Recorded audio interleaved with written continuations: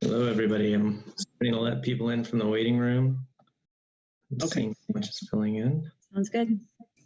You can see we have several folks on.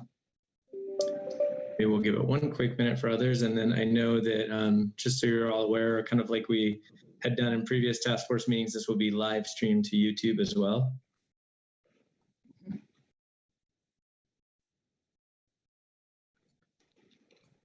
And welcome, everybody.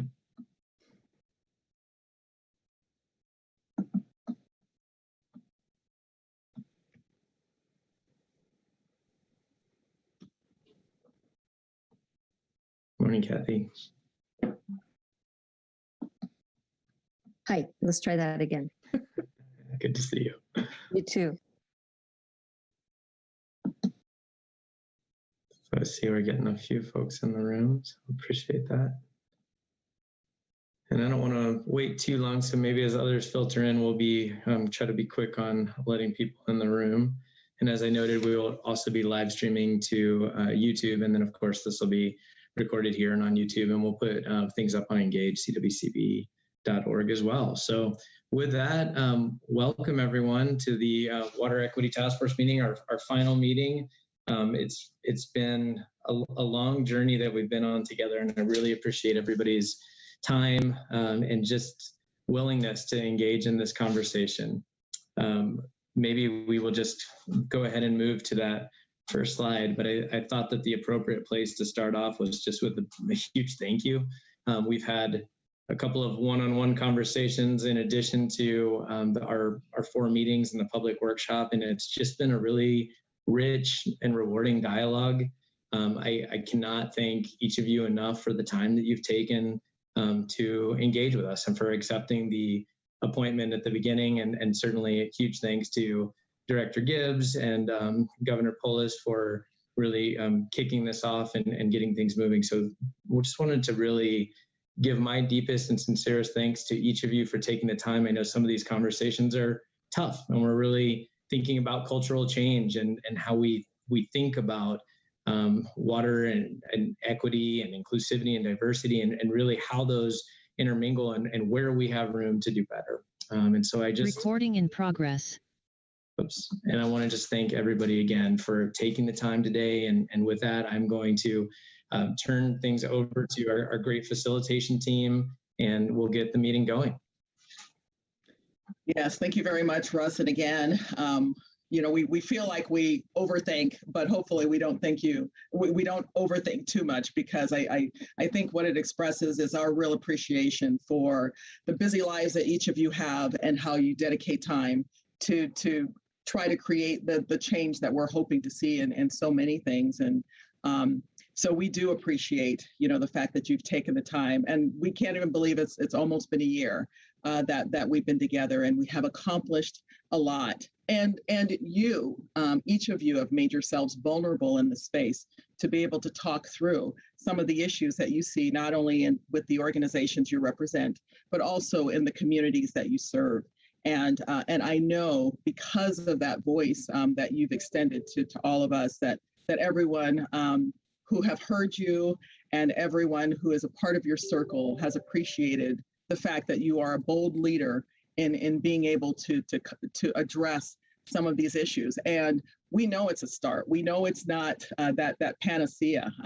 This for us is, you know, that place where you know, it's one of the first conversations and one of the first times that diversity, equity, and inclusion has really come up in many of the water conversations, and being discussed in a fruitful way. So we do recognize that there's still a ways to go, as Russ has said, but we want to begin starting that conversation so that we can begin working through with CWCV, with other agencies, with others, companies and associations, to really kind of help increase and further this conversation. So yeah, and we just wanted to go back to, you know, the mission and the scope of the efforts that each of you have undertaken.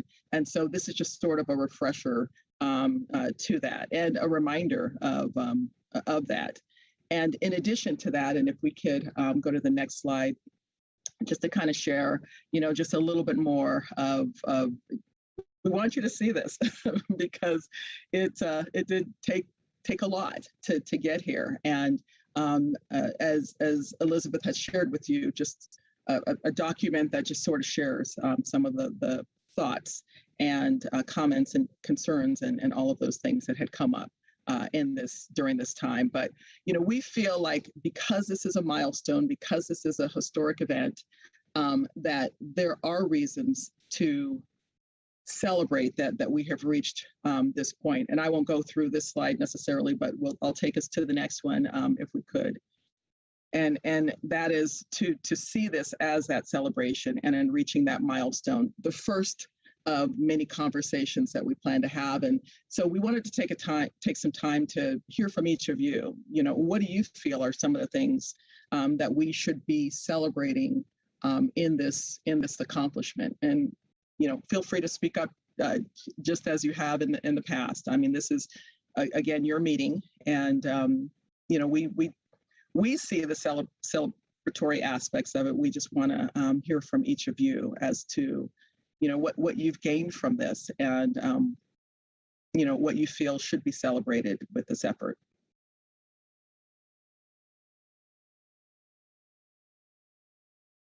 You don't have to speak up at once. Hi, this is Rio. I want to send the thanks back to all of you, to the staff and the facilitators group, to keeping this going. And just from what I hear, I think it took quite a bit of persistence on the part of CWCB to initiate and carry this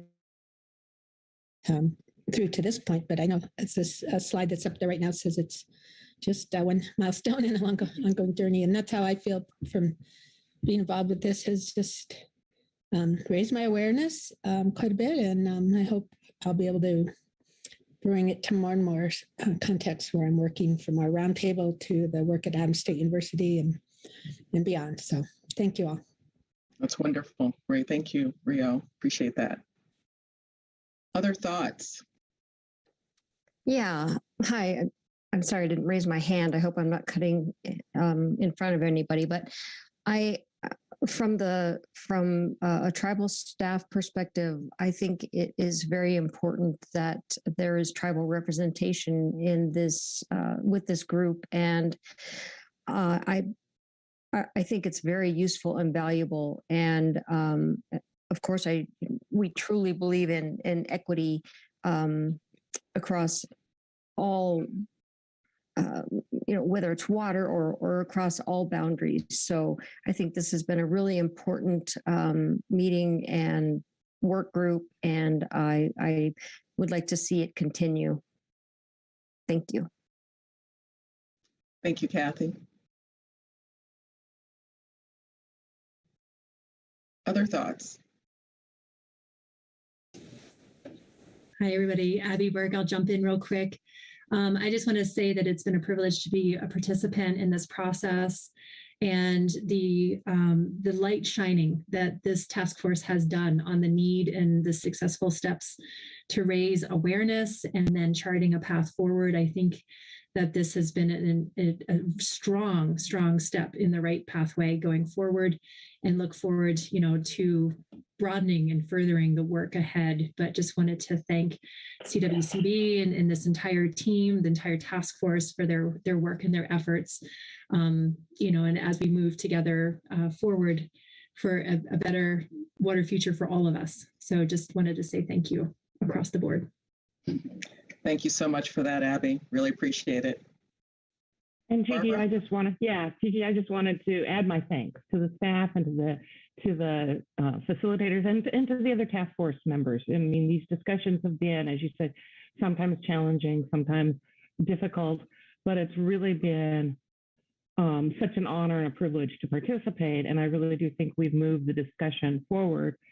It just so happens, I won't tell you what the temperature is here today. It's colder than it's been, but I'm at a conference, and I just wanted to make the emphasis that bringing diverse voices to the table to inform the water plan is a really critical step in absolutely the right direction.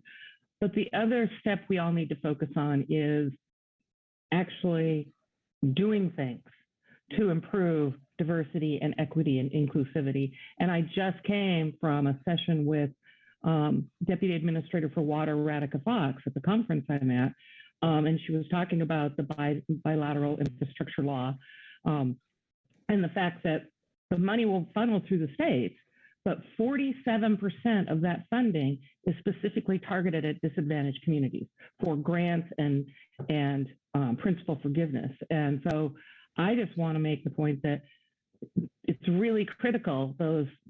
All those funds will come through the state revolving fund. They won't come to the CWCV or the CWCV's construction fund or the water plan grants. They'll come in through the state revolving loan funds, which are managed by the Colorado Department of Public Health and Environment and the Department of Local Affairs. So I want to make sure that I just want to make the point that there are other state agencies that we need to come to the table, because I just heard an anecdote at this conference that President Biden was reading the New York Times and Loudoun County, Alabama didn't have sewer service.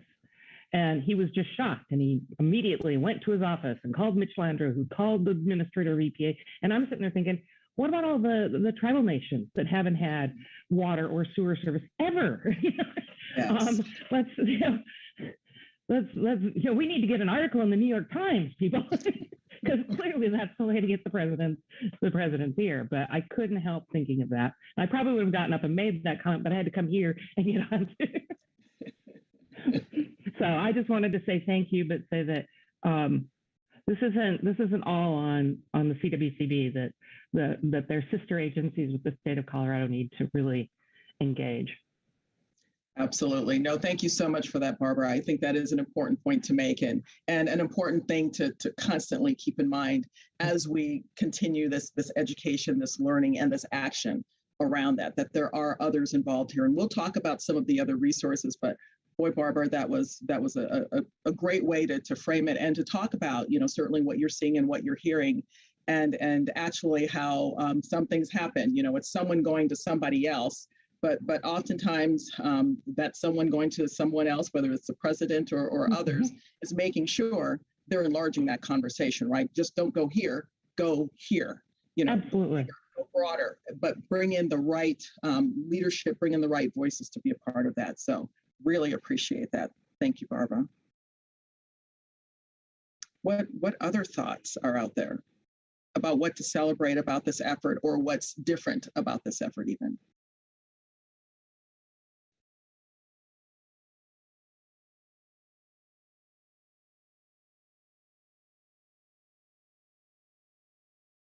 And that's okay if nothing's coming to mind right away. We just wanted to kind of take some time, give you some time to really kind of think through what that might mean. And I see some comments coming in through chat. So really appreciate the additions to the thoughts that you have already heard. And you've got plenty of time through this process to continue to speak to some of the other positives that you see occurring with this effort that you are a part of. So with that, why don't we go ahead and move to the next slide, and I'll turn it back over to Russ. Thank you, Gigi, and thanks for all the great comments and in the chat as well, including from Chairman Hart, which is just such a strong leader. And if anyone got to hear the Colorado Water Congress presentation the other day, just knocked it out of the park and really touched on a lot of the issues that we've been discussing too. Building on that idea in the previous slide that this is an ongoing journey, I wanted to kind of anchor a little bit the work that this is all kind of funneling into the water plan update. That this has been, 7 years in the making, perhaps a little longer, but we effectively started the water plan update as soon as the first water plan came out. And there's kind of 3 elements to doing that. First, doing the underpinning, the kind of technical analysis that really just looks at, water challenges in the future. There are a lot of advancements made there just in terms of how we brought in climate change and looked at the impacts to agriculture, to municipal, and to the environment. And then kind of that effort really rolled into giving that data to the basin roundtables and having them rework the original basin implementation plans. And those are now as of last night up online, and you can review them. And one of the neat things is that's another, it seems simple, but it's really a huge advancement forward, is that you will see, you can kind of look at each of those basin plans and really directly compare them chapter by chapter to one another, and kind of understand what each basin is thinking about in those similar spaces. And I will call out to the great work that Chairman Hart and Kathy Rawl and others put into the Southwest BIP specifically, and talking about tribal water rights in that discussion. And it's really great to see that, and that concept of water is life is kind of embedded and captured there. And all of this rolls into the water plan update. And we're going to talk a little bit about that process and how we got stakeholder input. And of course, this is part of that effort, but just wanted to kind of set that context that this is really the compendium of multiple efforts that's all funneling this next update that is really a framework for setting the stage of how we kind of advance. Next slide, please. So I think it's important sometimes to step back and say, what is the water plan? And it strikes me that sometimes the water plan is thought of as a lot of things to a lot of people. And, you know, I think the most simple way to boil this down is it operates in two kind of very clear spaces. One, it is this larger state plan. It's the Colorado water plan. We've got Colorado's water plan, the People's Plan. It's a state planning document, policy document. And of course, all of that's true. The biggest aspect of that is kind of that building collaboration, thinking about our future needs, mitigating risk, building resilience, and how we do that together, right? And the water plan, if it does anything, is it shines this spotlight on those critical state water issues and the challenges, but also the opportunities. And we heard a lot from this task force about focusing on that opportunity space. On a more simple level, the water plan is really a strategy document for CWCV, for the Colorado Water Conservation Board. And so the actions that we're thinking about the plan are really the actions that we can do. And to that comment of we really need to partner with our sister agencies and others for that matter, including you, on how we move forward. The water plan is really collectively the actions that we all choose to implement. The actions that we put in the plan are kind of us setting forward processes maybe, or the things that CWCB can think about in terms of how we might be able to advance certain issues. But sometimes we do have constraints or limits, and really the good work happens at the local level, and we know that, and you're a part of that. So I wanted to just kind of set the stage there before, you know, maybe tease up some of our conversation today too. Next slide. So that really directly rolls into how we're thinking about this update. And in the original water plan, I think if you do one more click, you'll see that we had this kind of, I call it affectionately the Wheel of Fortune. We had all these things around a wheel of the things that we were going to focus on. And of course, all of those things are there. But there's some things that are missing, right? Like the topic of equity, for example, is not mentioned in those in that previous wheel. And so rather than kind of building out this wheel and having more spokes, we tried to simplify and really think about, you know, how we put all of those themes, and of course, some of them run across each of these topics. Education, for example, you could think about as running across any one of these topics, but into four main buckets that loosely fall into cities, farms, streams, and people. And because those titles, you know, those simple titles don't really capture it, we've broadened them out to vibrant communities, robust agriculture, thriving watersheds, and resilient planning. And vibrant communities, all things municipal, industrial, robust agriculture, thinking about farming, ranching, all things ag. Thriving watersheds, really thinking about environment, recreation, watershed health, and increasingly forest health is a big aspect of that, making space to talk about each of those things. And then resilient planning, you know, carving out that space where we talk about climate adaptation intentionally, where we talk about how we know that to make advancements, we really need to engage with the public and make sure that we're talking about, you know, public awareness in terms of what people can do to be adaptive and what our role is maybe in helping. That gets to the smart government piece, whether that's funding, which is something CWCB does a lot of, or whether it's the ways that we can help support getting out of the way sometimes of local government efforts, or are better supporting them, or, you know, streamlining permitting processes. Sometimes those are kind of that bucket of smart government. And then increasingly this piece of equity, diversity, and inclusion, and realizing that the way that we succeed is together. And all these things are important to Colorado, and equity is just as important as the rest. And for the first time, we are framing that up in the water plan in a way that wasn't done before.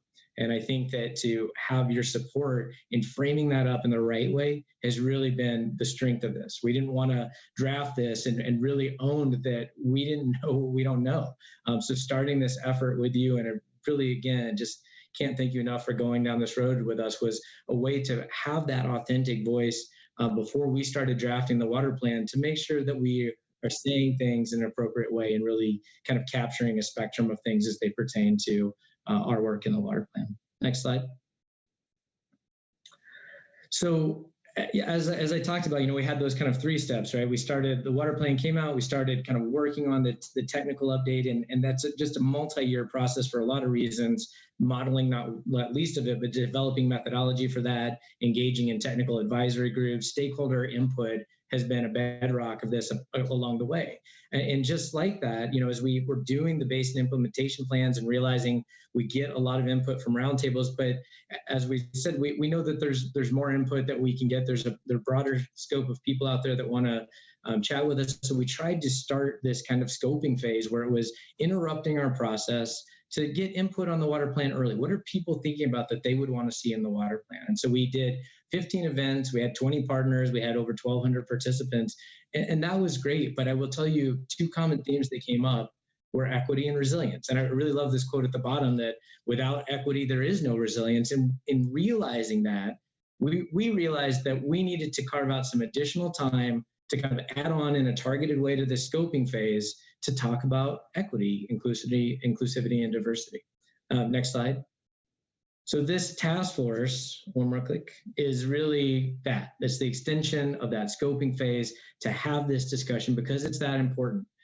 We are, just like this has been a year worth of effort, in that whole work that started since 2015, getting a water plan draft released by June 30th is going to be no small feat. And it's certainly, I'm speaking for a much larger group than just myself.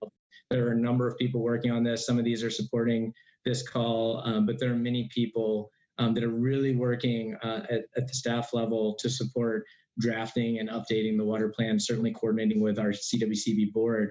But getting this input, to get this piece right, to say when we're elevating the discussion around equity, that we're doing it with input from community, was important. And so the breakdown of this task force, and I'm so proud to say that we do have the roundtables represented, that we've gone out of our way. And I know that that was a point of contention. We've got people on here that never been to a roundtable meeting yet. That was the point. We wanted to get some fresh input and ideas and people that maybe hadn't engaged with this process before to honestly speak to us about why or what would make them want to engage, or why they hadn't, or if they even knew about some of these things. Of course, our tribal partners, I'm so grateful for your time. And then adding this to Sekia Seed and Rhonda Lobato is just one of my favorite people in the state as well. So I just really grateful to have her join us on this effort. So next slide. One more click. So I think the point is that as we have gone down this road, we've funneled this information, or really kind of, now gelling around these kind of guiding principles. Of course, that was our mission from the beginning. We had this 4-meeting mission to develop these guiding principles that can help inform us as we're writing and drafting the water plan update. But I will call out that each of these areas that I walked you through, right? Vibrant communities, robust agriculture, thriving watersheds, resilient planning, right? If we think about those individually, how we are going to sustain communities when we talk about population growth, climate change, we talk about disproportionately impacted in those community members in those communities. When we think about green space, local waterways, local foods, when we think about agriculture, how we're going to sustain jobs in Colorado, how we're going to support these areas, thriving watersheds. When we think about, the destruction that we've seen to the environment, both from drought, flood, fire, flood, the big mudslides we've seen. I mean, there are just cascading impacts of all of these things, and they are all important and critical to our future. And so is resilient planning. And that piece of that resilient plan, that equity piece, we're elevating, but none of these things have an end date. These are things that we are working on and have been working on since before there were water plan, and we're hopefully, as we go along, getting better. And I think what we realized is that as we had maybe unintentionally, even in the original water plan, not address this issue around how we are more inclusive and how we think about equity. That we had this opportunity now in the update to do that. So I wanted to lay out that the challenge areas and the opportunity spaces are the things that we continuously work on.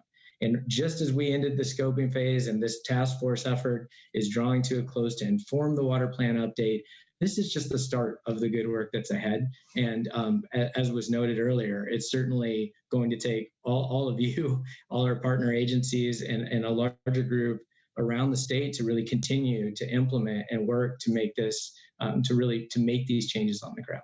Next slide. So the water plan serves as a bridge to action. It is that framework or a roadmap, if you will. And as a policy agency, CWCVs Role, we have a huge capacity to be able to partner and support different groups. Our primary pathway for support is often to do this, to highlight these key issues. And of course, the water plan is probably our biggest microphone for doing that. And then we do a lot in that collaboration or coalition building space. And we do a lot through funding. CWCV has a lot of grant making efforts that we work towards. And those are some of our primary tools. But in that space, there are limitations. We don't do everything. We're not a regulatory agency. So that's why it was so important to recognize some of our sister agencies, and very grateful for Joel Miner of the Colorado Department of Public Health and Environment for presenting to this group and the public at the task force third meeting and the public meeting around the environmental justice action task force work that's going ahead. And I know that we made that opportunity available to anyone that wanted to sign up to be considered to join that effort. I'm not sure that anybody from this task force took us up on that, but I do know that some of you are following their work. And that is certainly a lasting and ongoing piece of this that CWCV is also engaged on. But whether it's our sister agencies, whether it's CDPHE or DOLA or any of our other partners, the NGO community, stakeholder groups like the roundtables, or the public at large, like this is fundamentally how we work on the water plan as a team together. And maybe we each have our roles or specialties, but it's how we coordinate and kind of convene and build coalitions to advance things that really makes this work. So the water plan in action is all of us working together and pulling together. And the water plan sets a framework for that. Next slide. So I will call out, because I know we've talked a lot in this group when we first met with you, talked about the sideboards, and I think Elizabeth is going to take the next slide and kind of go over those again. But I will just say that as we're thinking about actions, in light of the actions in the water plan really being kind of specific to CWCV in some ways, that we have similar sideboards, right? The actions are going to be things that are within CWCV's direct sphere of influence or control, that we don't speak for other agencies, but we certainly embrace them as partners. And when I think about that good work and our partnership with CDPHE on their Environmental Justice Action Task Force, that's clearly on my mind. There's other good work that's going on. I think DOLA is doing some great things. I think every agency is really embracing how they think about this, and collectively, we're working on these issues. We have to be mindful not to create legal challenges, and of course, that's something that we discussed with you. We're really thinking about making sure that, just like with SMART goals and SMART actions, that these are things that are, the actions we're putting forward are time-bound, achievable, something that CWCV can do or commit to doing in the next 8 to 10 years. And similarly, we had those, you'll see a flavor of that in the Water Equity Task Force sideboards, and Elizabeth's going to go back over that.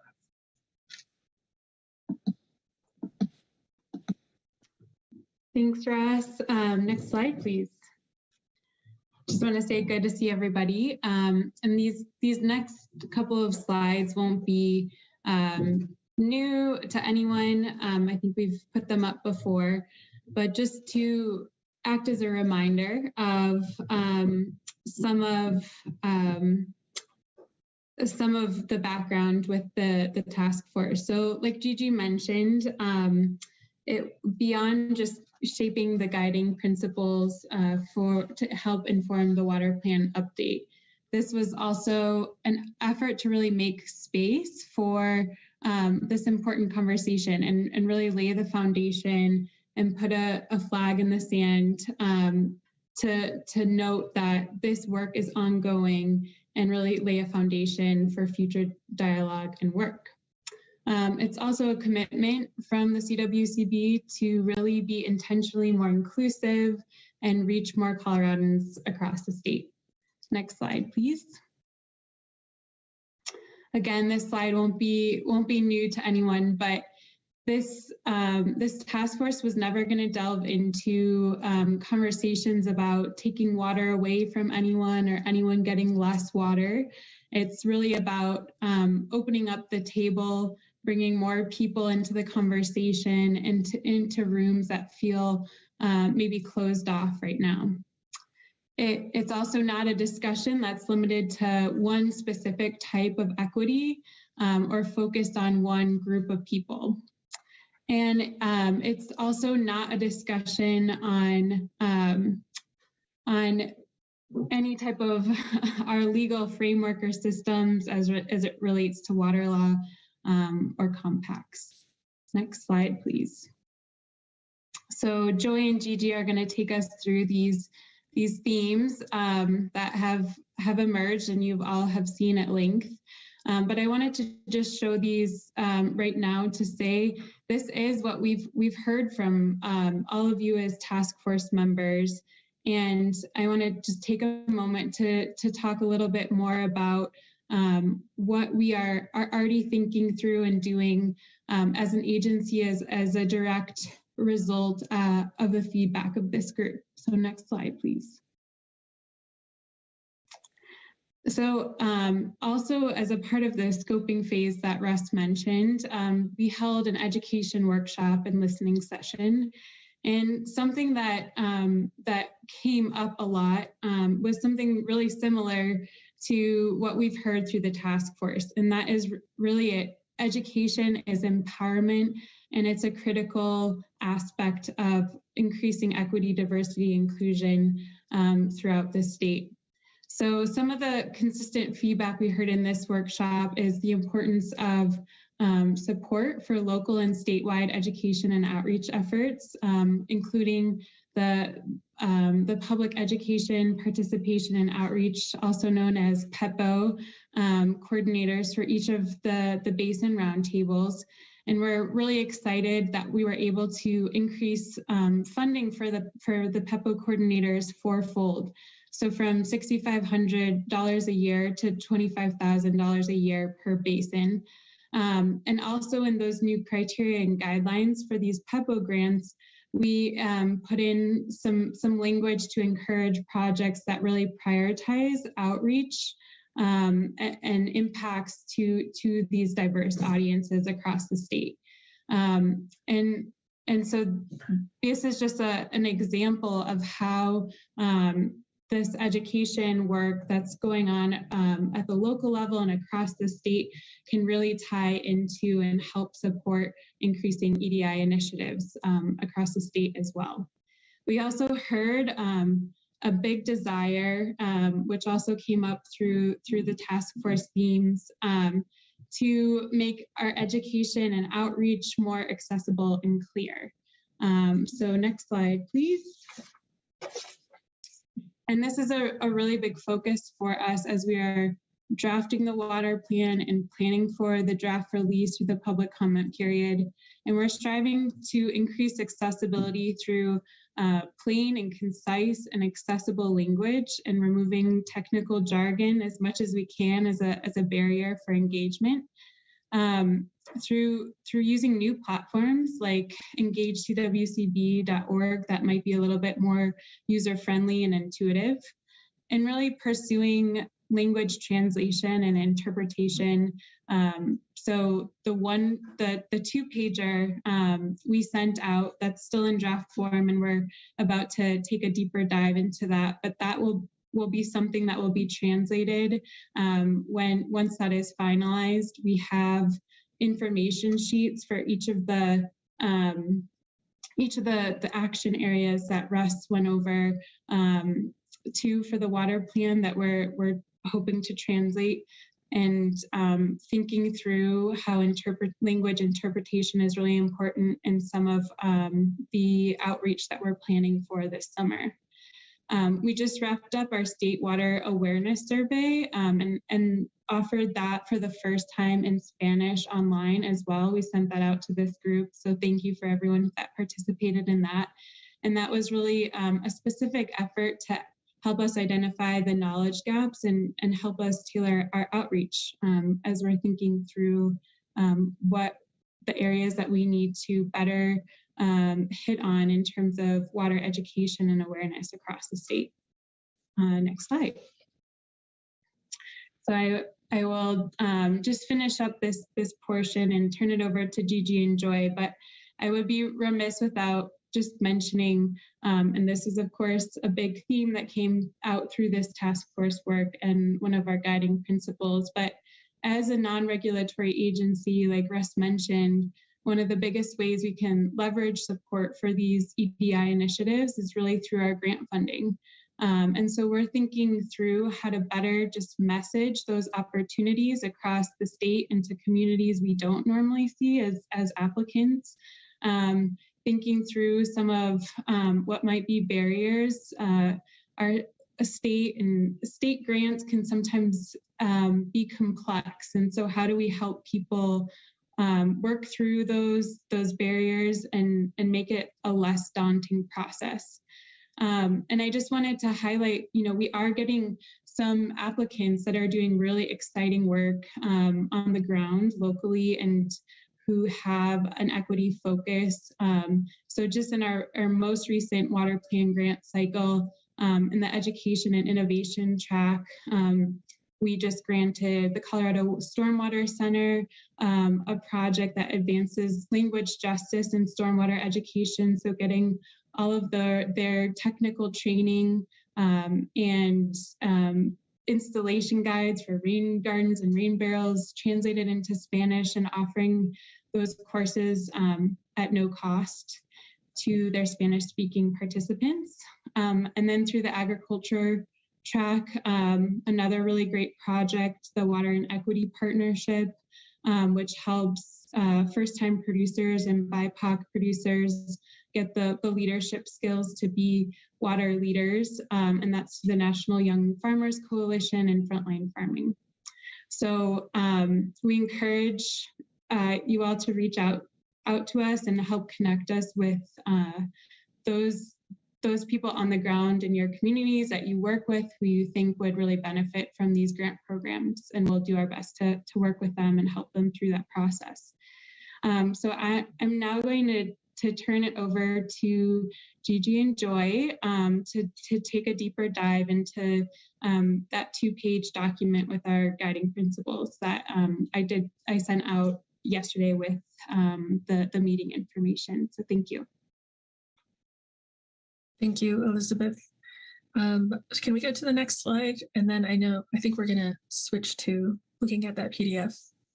Okay, so in addition to starting to build awareness and understanding between all of you about your diverse issues and perspectives, and you helping us to understand your issues and concerns, especially related to DEI issues, a tangible outcome of your work together has been this set of guiding principles that are meant to inform the water plan update.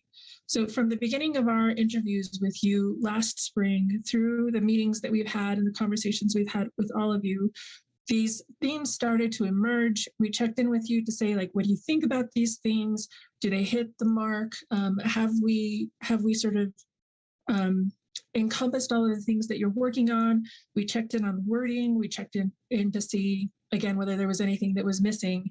And in that process, we've been able to sort of confirm, like, these are the things that you are most concerned about and most want to elevate for further consideration and discussion. So your work together has resulted in this 2-page draft document that Elizabeth shared, right? That is that outlines these 5 guiding principles, which we've had a lot of opportunities to weigh in on, right? Like we've talked about the themes that emerged. We talked about wording. We talked about whether anything's missing.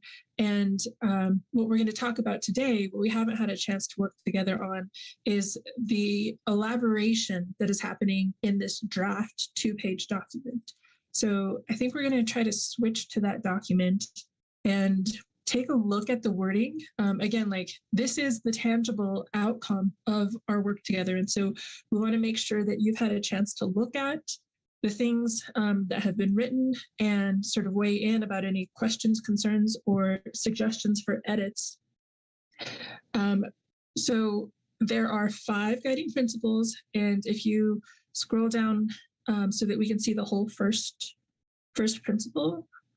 Yeah. You all haven't had a lot of time to review this.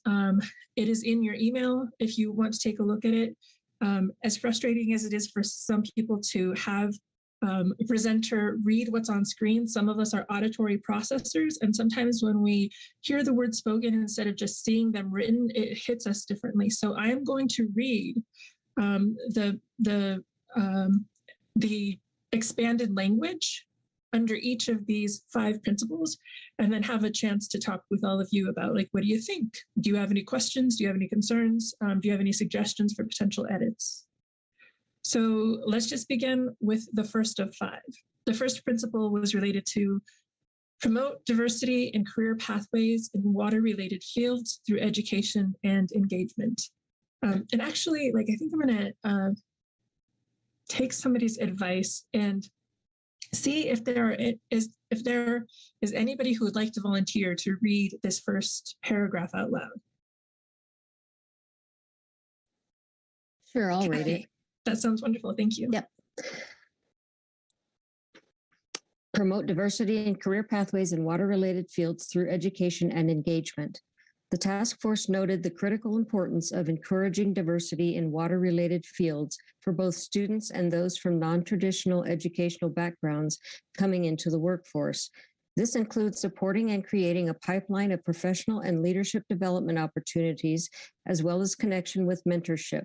The 2021 State of the Water Industry report by the American Water Works Association found that the aging workforce, as well as training, recruiting, and mentoring the future workforce, to be among the top concerns in the U.S. water sector. The task force discussed opportunities such as sponsoring attendance to water education programs for members of agricultural and rural communities, engaging more with youth on water issues, and reducing barriers to learning, work, and leadership opportunities in the water sector. Thank you, Kathy.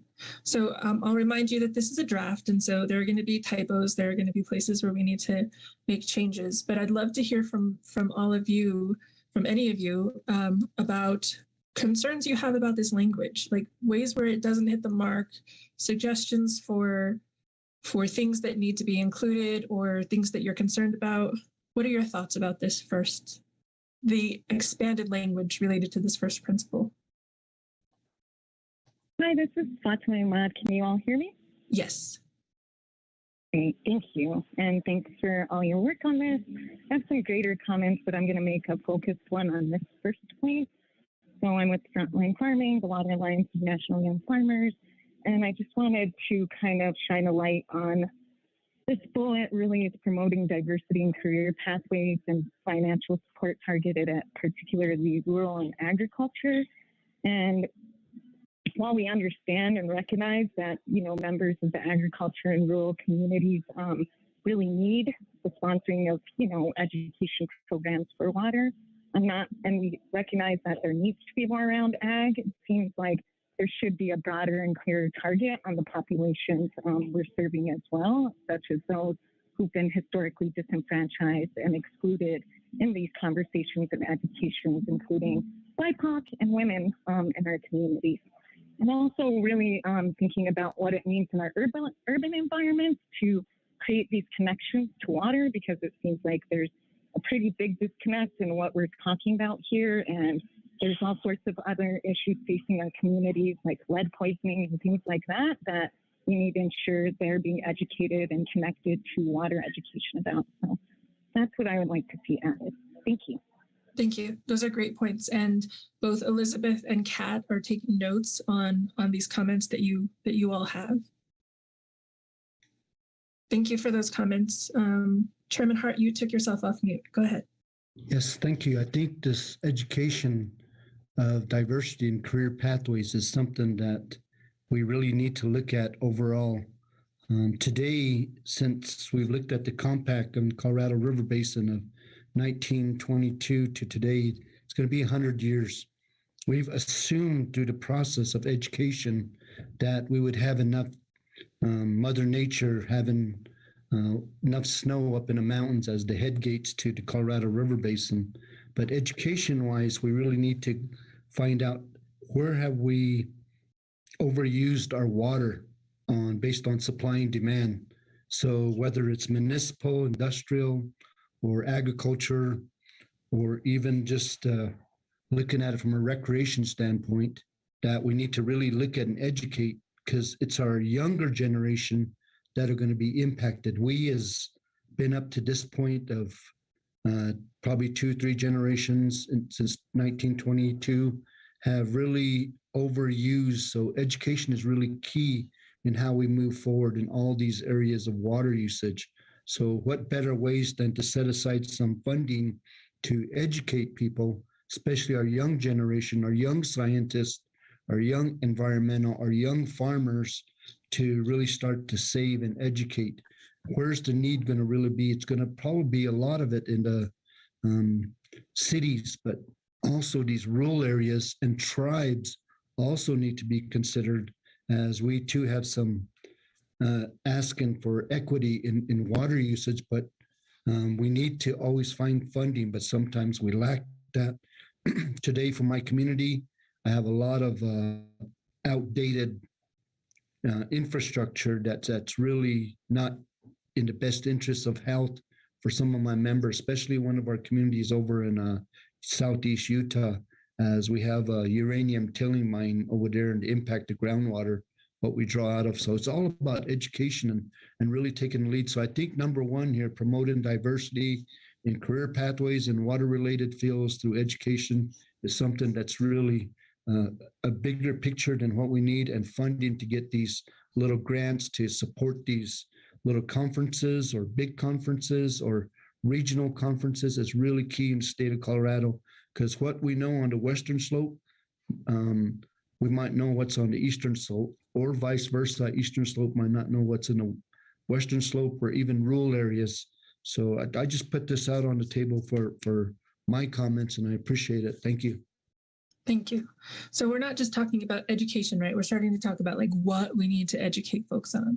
And these last two comments have me thinking about, here in a little bit, we'll talk about the guiding principle related to the urban-rural divide. And part of what I'm hearing is like the need to continue to highlight issues related to like a real broad diversity of communities and interests. So let's remember some of these feelings when we talk about the third guiding principle too.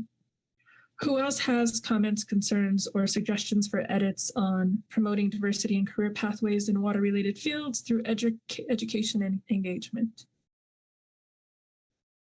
And I'm not watching chat, but please feel free to put things in there too. Rio, please go ahead. Sure. Well, this one is really spot on for what I'm been working on with the Salzar Rio Grande del Norte Center at Adams State. And we just started our water studies minor last fall. We have the second class going this spring semester, and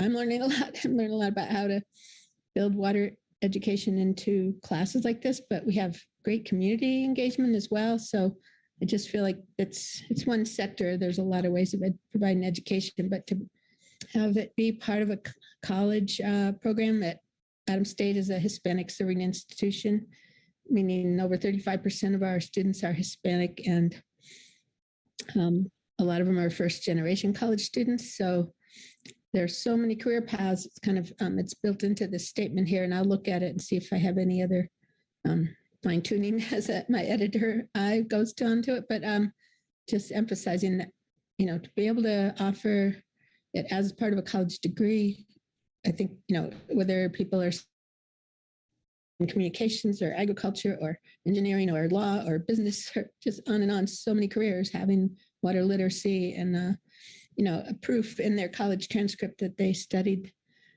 water issues, I think will be a great asset to their future careers. And that's just one of the many ways we can implement this first point here.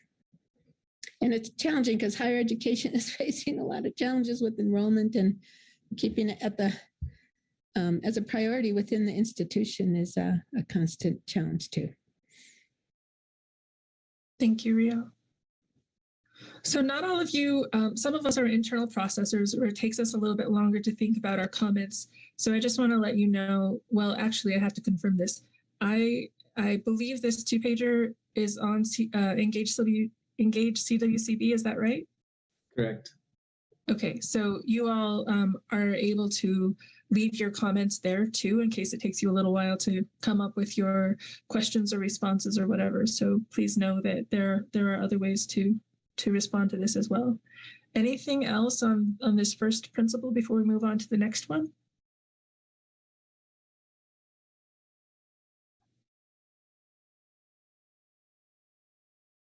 Okay, let's move on to the second one.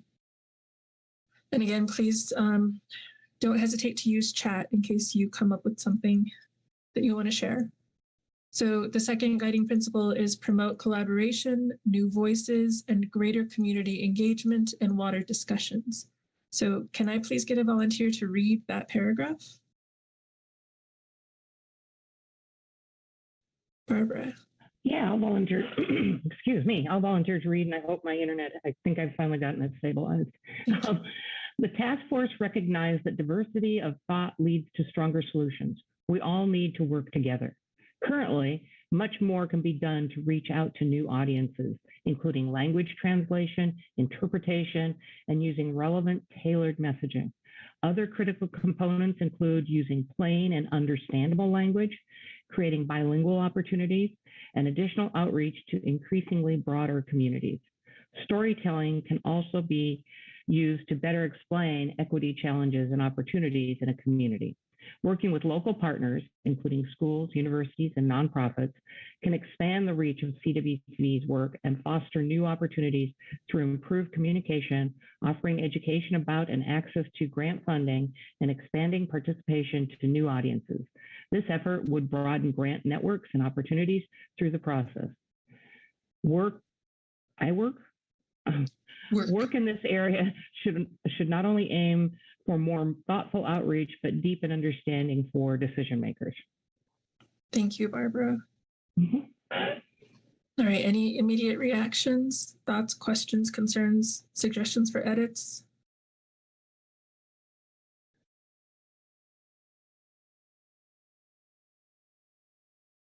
Hi, this is Fatima Imad. Can you all hear me? Yes. Great. So I have some comments on this section, and kind of brings me back to some larger comments on the name of this commission as the Water Equity Task Force. And I'm concerned that a lot of times, in the way it was kind of set up, is already saying that we won't be doing policy or things that I believe actually lead to equity in terms of changes in the system that disempower us. And I'm concerned that much of the work here is focused on diversity, which is a way of inviting people to a table that is set and where we're often already disempowered. When we think about equity, we're talking about how we set this table and authentically engage with communities. And I'm worried that we might be, for my own participation, involved in instrumentalizing my own communities for research to generate income further for nonprofits and universities. And I want to flag that many universities, particularly land-grant universities, have a very racist history and have produced outcomes in research that is harmful for our communities, in which we've seen the outcomes of during this pandemic in terms of the food system and in the ways that we think of, first rights in terms of water and how it completely excludes our own communities that we're already here. We've also been able to see that technical assistance is very limited to BIPOC communities. And I really want to encourage us to authentically think of institutions that already exist within our BIPOC communities in ways in which we can honor and see those who we believe are knowledge holders and engage in some greater language around epistemology, how we know what we know, to have a broader view of the real world we're engaging in. So I encourage us to rethink this section. And I see there was at least one set of hands applauding. You say rethink this section. Do you have any specific guidance for additions or edits? Yeah, I think particularly taking a step back and not just going right back into saying, let's fund nonprofits and universities to help us or to get grants to do this work, and to think about broadening our view right here as a group of people. Who are knowledge holders in our community? When we particularly only honor certain type of Eurocentric view of who knowledge holders are in academia and whatnot, I think it's a disservice. And I for sure know that our future with climate chaos and regenerative agriculture really lies in a lot of this knowledge that's been practiced for a long time and is still being practiced. So that would be one suggestion off the top of my mind right now. I am traveling at this moment, so it's hard for me to give you robust analysis, but that's what I would contribute. But I'm sure there's some other people in this room that might have some ideas. Thank you. Thank you for that. And there are things coming in through chat, so go ahead and take a look at that. And then also, Elizabeth and Kat, since you are taking notes, if you've got any clarification questions for anybody who's offering input, please go ahead and stop me to ask those questions. It's Dr. Luna, right? Alina's fine. Okay. Can you hear me okay? Yes. All right. So just quickly, apologies. I'm having a little bit of a weird COVID, post-COVID days with my brain. But I wanted to say that, so diversity of thought is a phrase that can be a little bit contentious in terms of it looking like you can have and assume different perspectives just based upon the way you can imagine or think. It can separate, right, the way we move in the world from the way we get knowledge and our bodies are experienced. So there was one study that mentioned, car designs, and that because cars had been designed with men in mind and with their measurements in mind, it actually harmed women. and so I bring that up because how we think is very much tied to the way we are read, our skin, our gender, our bodies. And that in itself also informs the breadth through which we can imagine and think in different ways. And so diversity of thought has sometimes been co-opted by supremacy groups because it suggests that it is separate from our lived experience, that you can achieve a kind of diversity that is not tied to a lived experience of the world. So I hope that's making sense in a way, but those were some interesting, diversity of thought was actually what kind of stood out in this paragraph for me. And is there a way that you would suggest amending that to encompass the things that you're talking about? I can't, unfortunately, not right now. I don't know if diversity of experience, but that's kind of there already. But maybe can be pulled out more strongly, diversity of experiences. Yeah. Yeah, and Alina, you had mentioned like diversity of lived experiences. I mean, how can we, because what you're saying with diversity of thought, and I could see that path of, yeah, we do use that term a lot. And again, I think you presented it well in that it can sometimes not include a diversity of the people, but necessarily, you can have a homogeneous group with diverse thoughts. And so when you said the diversity of either lived experiences or something that encompasses that, just to kind of show or experience, just to show or represent that it's the culture, it's the ethnicity, it's the people, it's those kinds of things that in diversity that really leads to those stronger solutions. Exactly. Okay. Thank you for that. You bet. Elizabeth. I was just going to say, Joy, just to flag, there's some great comments in the chat as well. So Okay. Elizabeth, since you've probably been reading these as I have been listening to others, is there anything in there that you want to pull out in chat? I just wanted to make sure we weren't moving past them or not seeing them. So we're seeing them, they kind of harken back to number one and the interdisciplinary nature of water-related disciplines. And but there's some, I don't know if Joy, you want to take a step back or keep going, but we're seeing those comments. I just wanted to. And I think these are partially in response to my invitation to continue to talk about items that we've already talked about, like by putting your comments in chat. And so we can definitely step back for a moment. So we were talking about the first guiding principle, which was about promoting diversity and career pathways in water-related fields through education and engagement. And Abby's comment was, I'm struck by the interdisciplinary nature of water-related disciplines. The human social science aspects of water connection and natural resource stewardship, I believe, are also key to include. And Barbara is agreeing. Wait, Barbara's agreeing with Lee. Okay, so I have to back up a little bit more. Lee is talking about recommending collaborating and partnering with CDHE to raise awareness of water educational programs and degrees. So Barbara's agreeing with Lee and saying, I also believe the Operator Certification Board within CDPHE might be a great organization to help foster an apprenticeship, journeyman, trainee program for water and wastewater operators. These are great jobs for young people that may not want to go to college. It's an industry that can provide good paying jobs that benefit communities. Okay. Good comments. Thank you for doing that.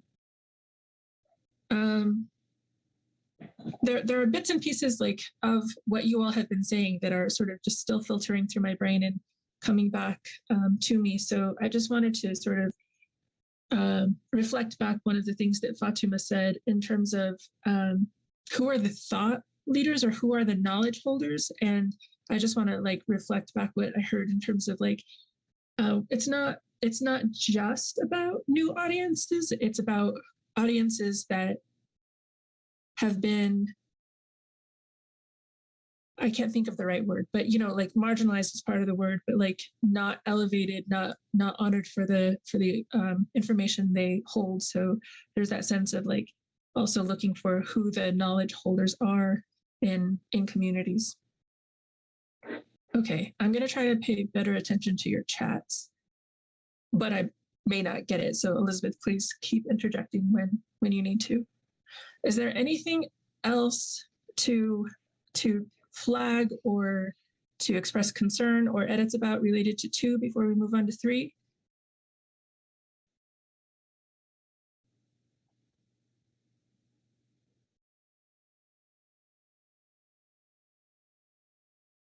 Okay. Now, again, like put things in chat, we can come back. Let's move on to number 3, principle number 3, recognize and address elements of the rural-urban divide, but focus on creating the rural-urban opportunity. And so I need a volunteer to read this paragraph.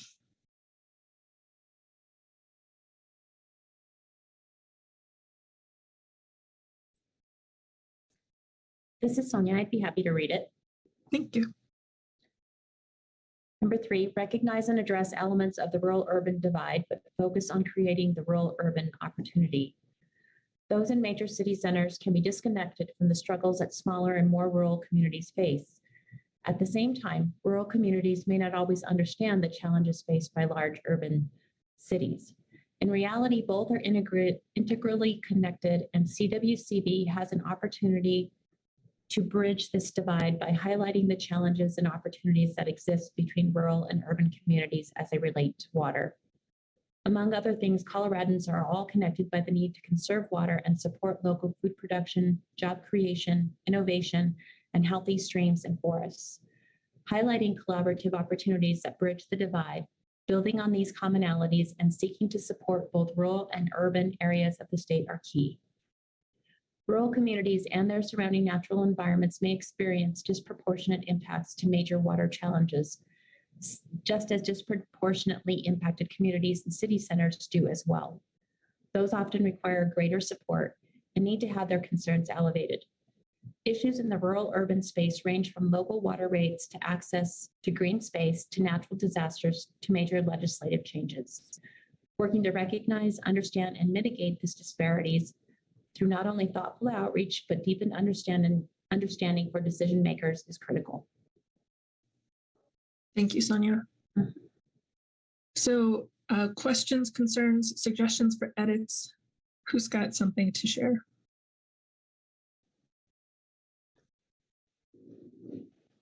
So Joy, Lee had mentioned that tribal communities need to be named in the section since this affects tribal nations throughout the Southwest, not just in Colorado.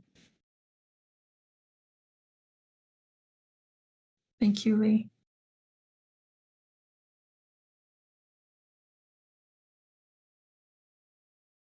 Ernest, I see that okay, go ahead.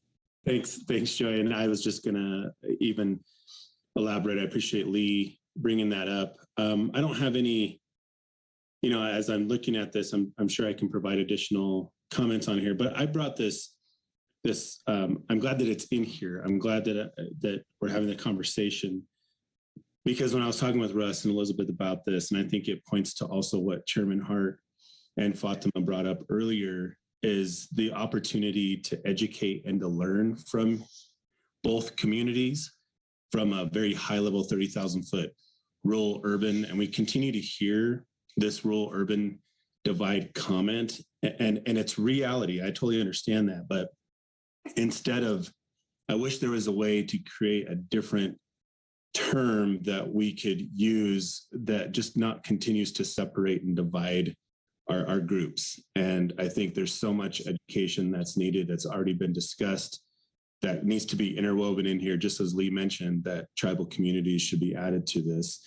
And I think providing that opportunity and highlighting those opportunities as a way to provide that bridge, help provide that education, and more opportunities to come from that. So I guess I'm just agreeing with this, that it's in here. Don't have any particular language specifics to add in here, other than just to support this approach, and hopefully it leads into greater and more expanding in certain ways and areas in that regard. So thank you for that opportunity to share that. So Ernest, I have a question. And when you were talking about the fact that we keep mentioning the rural-urban divide, and even though it exists and it could certainly be named or explained in this context, perhaps maybe framing it in such a way where, we're talking about rural urban communities and creating those opportunities between them or across them or interwoven. And so seeing them more as opportunities where we could work together as opposed to a divide. Did I catch that correctly? Okay. Yes. Thank you. Yeah, you bet. Rio's hand is up, then Barbara, then Casey. Thank you. Yeah, just a couple nuances that I see in this number 3, in addition to what's already been discussed, but not sure. There's something about where it says, among other things, Coloradans are connected by the need to conserve water and support local food production. I guess being from the San Luis Valley, we do have local food production, but it's way beyond our food needs in terms of its, it's large scale agriculture. And so the word local kind of maybe takes away, that we produce food for large areas, not just our local food supply. So I think agriculture and the contribution of agriculture to Colorado's economy also I would put in there. And in some, it could just change 1 or 2 words. It doesn't mean the whole thing, but and then the next, a little further down where it says rural communities and their surrounding natural environments may experience disproportionate impacts to major water challenges. And I don't know if we want to specify it here, but the impacts that I know we're experiencing and range from the impacts of increased recreation, visitation, and tourism to our area. I mean, it's in the news a lot about so urban dwellers rightfully like to come to the rural areas and the not public lands and recreate, but that as that increases, goes into higher and higher impacts on the health of the whole ecosystem. I mean, it certainly can be an economic benefit to those communities when tourists do come, but we need stewardship along with recreation and visitation. And along with that, the other big disproportionate impact that's really challenging is that what's already occurring is trans-basin diversions and water exportation, where water is taken from a rural source area of water to supply urban growth. And that has impacts, again, on our ecology, our economy, and our community's futures. So it does feel like a really, we're at risk of and we can't compete with the price of water, the value, the cost of what I don't like to say the value, because I think value, even though there is a monetary value, it's just it's so much higher in an urban area compared to what that same water does here in a rural area where it sustains agriculture, it sustains incredible habitat and just all the healthy environments that people like to come recreate in, and that, if it's unhealthy, it can cost the entire state and beyond through, unhealthy watersheds that burn more frequently or more disastrously, if that's even a word, or put, a risk to the whole state as well as to the people that live in those areas. So those are a couple of key points on that, number 3. Thank you. One of the things I'm feeling in the last thing that you said is about interconnectedness. And I'm hearing what Ernest said about finding another phrase to talk about, urban, rural, not the divide. And I know that we reframed it into the rural urban opportunity. And there's still room for finding a different phrase. I was just feeling like the interconnectedness as you were talking, Rio. Barbara, and then Casey, and then Fatima, I saw you had your hand up, but I don't see it anymore. So if you still have a question or a comment, please let me know. Okay, so Barbara, go ahead. I just have a really quick comment that last week at the Colorado Water Congress meeting, Director Gibbs made some opening remarks kicking off Water 22, and he actually address this, and I don't have the words right at hand, but I suspect somebody on the CWC staff could get a copy of his written comments. But Director Gibbs just had a great way of capturing this and the need to move beyond the divide. So I was just going to recommend we take a look at his remarks from last week, because he was really spot on. Okay, thank you. Casey.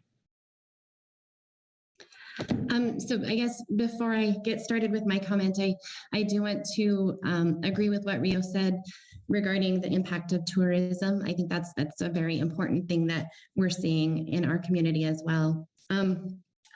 But forgive me if I'm not just seeing it in here, but I feel like the number 3 is a really great discussion about the rural urban divide and what might impact that, but I'm having trouble seeing action items in this paragraph. With the other 5, I can definitely point to something that we can do. So maybe just framing that up a little bit more. I see that we're recognizing, understanding, and mitigating, but is that kind of the full purpose of this action of just number 3, or should there be a very specific action item suggested in here? And like I say, if I'm not, it's just not obvious to me, I guess. So if there is some action items in there, maybe it needs to be a little bit more obvious of what we're going to do on that. Good. Thank you, Casey. Okay, Fatima, go ahead. Thank you so much. And totally agree with everyone about this language of the urban-rural divide, and I'm certain we can think of using the opportunity to talk about connections or bridging it. And so I think that's a great thing. I'm concerned that in this when we're talking about it and we look at it, that we're conflating food production with agriculture.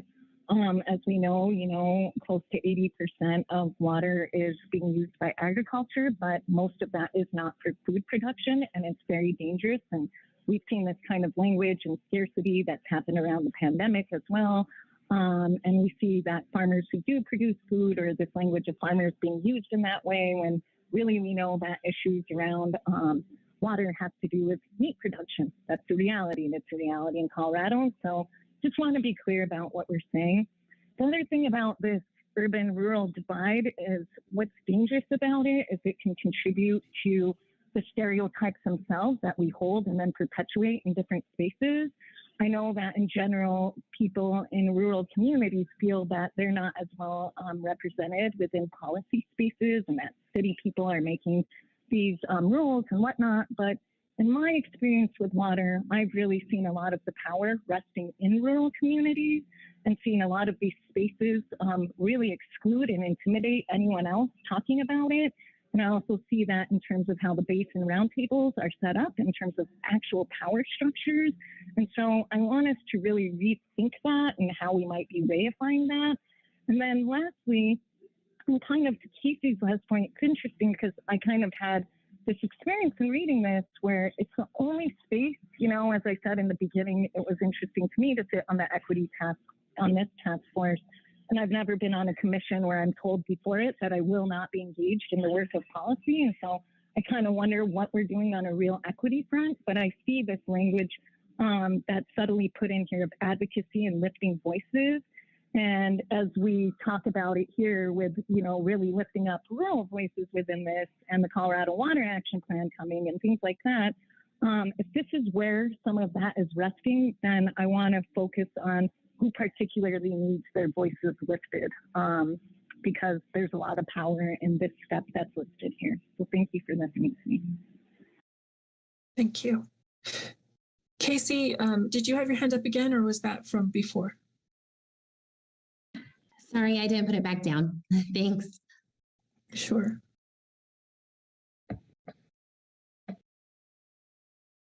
These are great comments and questions and suggestions. Thank you. Thank you all. Anybody else have anything to say about number 3 before we move on?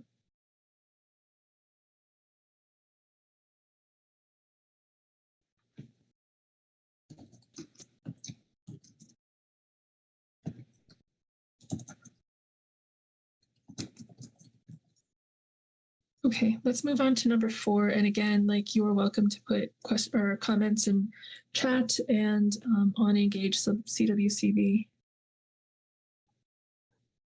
All right, number 4. I'm not sure who's driving the PowerPoint. Thank you. Number 4, principle number 4, expand grant opportunities to new audiences. And can I please get a volunteer to read that paragraph?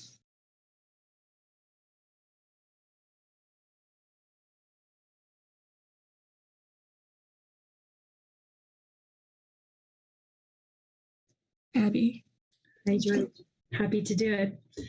Number 4, expand grant opportunities to new audiences. One of the important ways CWCV can leverage support for equity, diversity, and inclusivity initiatives is through grant funding. The application and implementation process for state grants and loans is complex. So expanding education about the programs available and the community tools or communications tools to relay that information will ideally attract a more diverse pool of applicants. A review of current grant guidelines to flag barriers that may discourage diverse applicants is another important step in expanding ED&I and CWCV grant programs. Exploring ways to augment the existing system and to identify best practices should continue to be a focus. It will be important to make sure that grant opportunities are increasingly accessible through efforts like greater education about and promotion of CWCV's grant programs to broader audiences. Thank you, Abby. Okay, questions, comments, concerns, suggested edits? Sonia, please. Yeah, so I think that maybe one of the things that's missing in this is not, so it is about educating others about opportunities available, but it's really, it's also about people with the expertise to write these grant applications that I think we talked about as well. And the discussion about if there was some way that we could augment the number of individuals within communities who have the expertise to either get training in grant writing to help their communities or something like that. So I remember that conversation, and I kind of feel like it's maybe left out of this number 4. Okay, thank you. Rio. Thanks. Yeah, thanks, Sonia. I was thinking along similar lines. I mean, in our Basin Roundtable, we, over the years, have made a really concerted effort to let people know when grant opportunities are coming, what the schedules are, and then if somebody has a project, to bring it to us. We've tried to advise them and help, grant potential applicants navigate the process and work with them to help make sure that their application will be competitive when it is submitted. But it just occurred to me in thinking about this and reading, how do we do that? And what Sonia said, writing those grants and making them competitive is certainly a skill and a bunch of skills that if you only write one every few years, you don't necessarily develop that, or if you've never written one. And then also the management of the grants afterwards and the reporting and the accounting and all that. Those are all really fairly demanding elements of grant pursuits and management afterwards. So, we don't really have professional grant writers in our community, and that's, that makes it harder for some people to access that funding. For another thing that it occurred to me in this is that Great Outdoors Colorado has done they go around the state in advance of grant cycles and do workshops for people.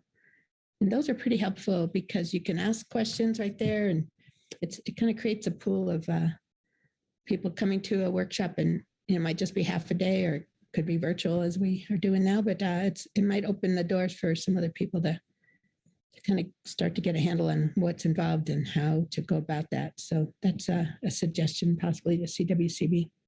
It could even be a recorded type of PowerPoint on the various steps and kind of something like that. Yeah. If you're a little constrained in getting around the state, it just could be a link to kind of a step-by-step and discussion. Yeah, indeed. But the workshop also, whether it's in person or virtual, it gives you a chance to ask your specific questions that, presentation might not address. So like who's eligible, what's the match requirements, all those inner workings of grants. So thanks. Good comments. Thank you all. Abby. Thank you both, Sonia and Rio. I think that you probably summed up most of my comments right with yours.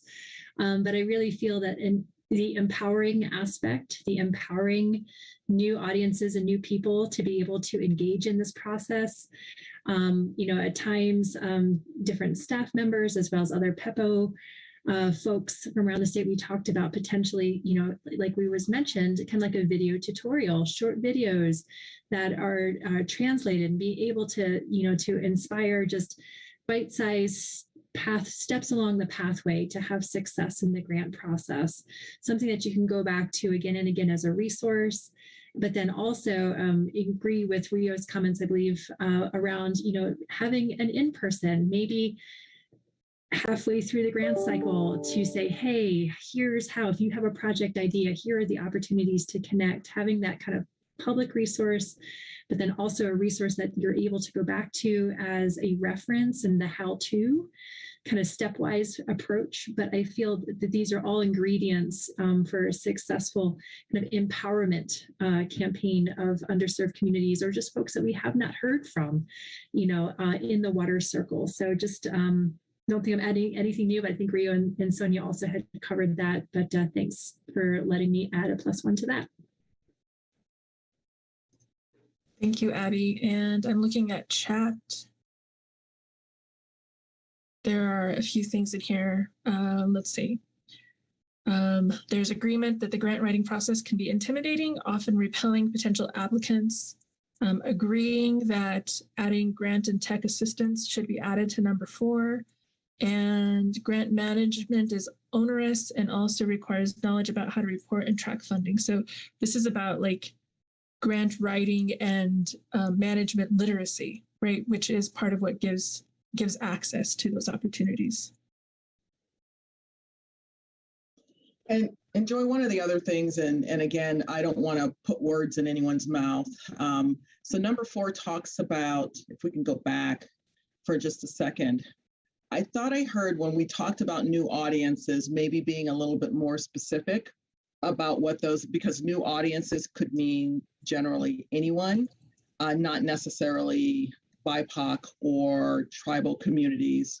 So I was wondering how everyone felt about that, because I thought I heard it in an earlier, some earlier messages about that category of new audiences. So if I've missed something, catch me on that. But I thought there was this thought to have an expansion on what new audiences is. Sonia, please. Yeah, so I think one thing we hear in our Gunnison Basin Roundtable is sometimes it's that individual ditch owner who wants to do something to their system, who doesn't have the skills necessary. And so, so for them, it really is a big hurdle to go after some of this grant funding. So there's one example.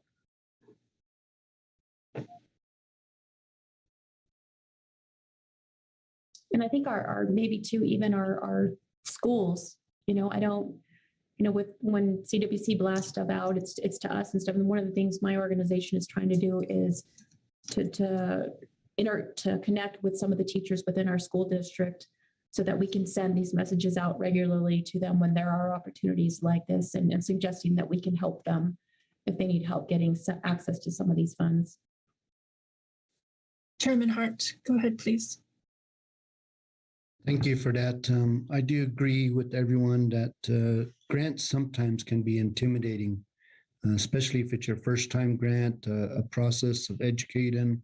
We here at Ute Mountain have a grant writer, and we created a grant library is what we called it. So we try to apply for as much grants as we can, but sometimes even our grant writer gets overwhelmed. So we have to put it out to our directors to learn, or new incoming employees to learn to write a grant, and then also the process of the grant of reporting, all of that to just get things and the scope of work.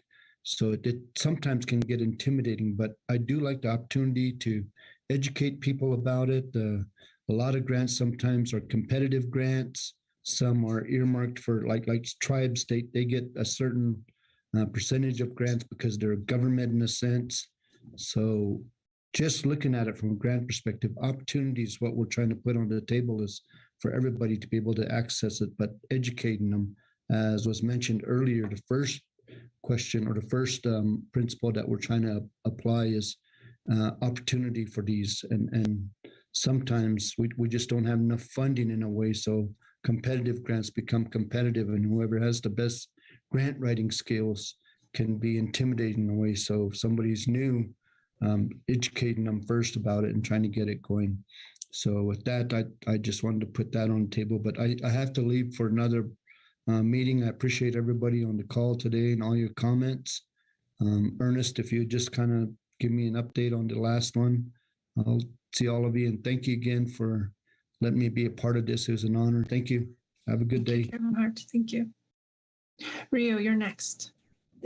Yeah, just thank you. Just in that on some of Sonia's comments. Yeah, and one of the things that probably has been, certainly in our basin, has helped has been, if we have a watershed group or a restoration group or conservancy districts, and sometimes those entities can be the grant applicants, and so projects come through them. So if you looked at our breakdown of where our funds have gone over the years, you go, oh, that group's gotten all this money. Well, that's because they're working with a bunch of different ditch companies to implement the kind of projects Sonia was saying, or they're working on restoration projects, or land trusts are working to do conservation projects. So, having those nonprofits, then I don't know exactly how that relates to this point, but how do we expand those grant opportunities to new audiences is maybe through the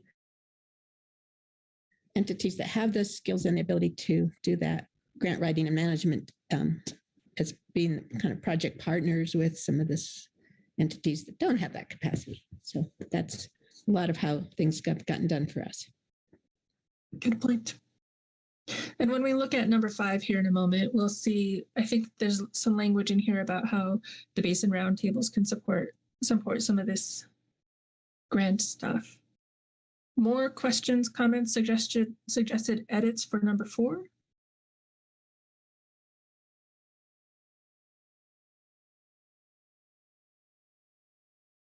Okay, again, we have chat and engage CWCV. And then if somebody has that link and wants to put it into chat, that might be helpful. Okay, so I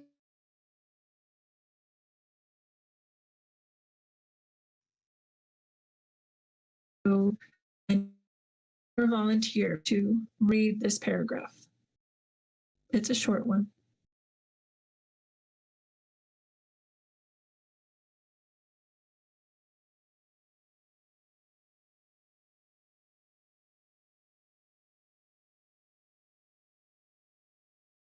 I can select someone.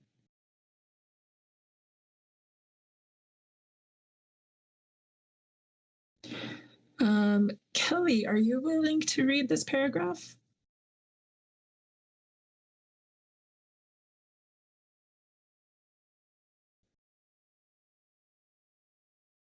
All right, how about Rhonda? I can, but if you hear background noise, I'm in my office. So okay, that's why I haven't volunteered. It's a little busy here.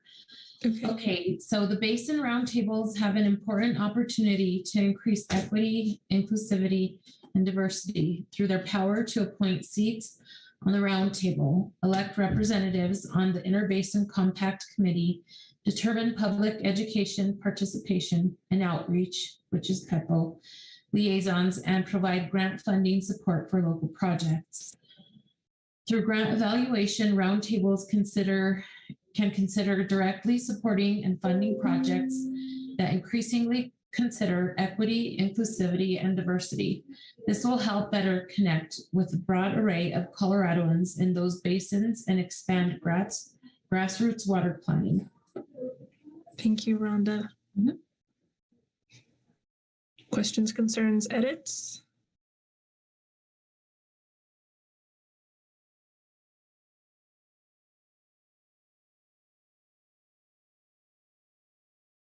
Kathy, go ahead, please.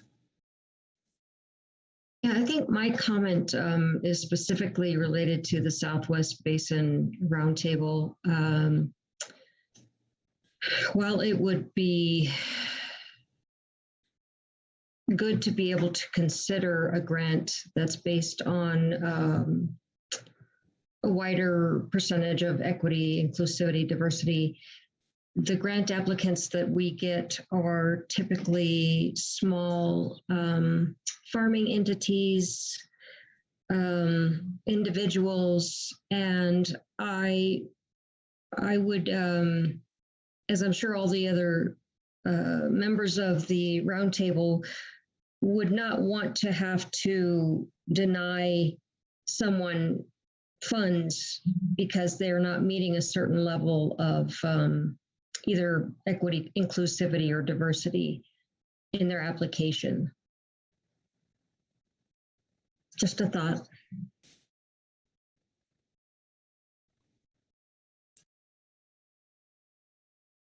Any other thoughts about that? Anybody else?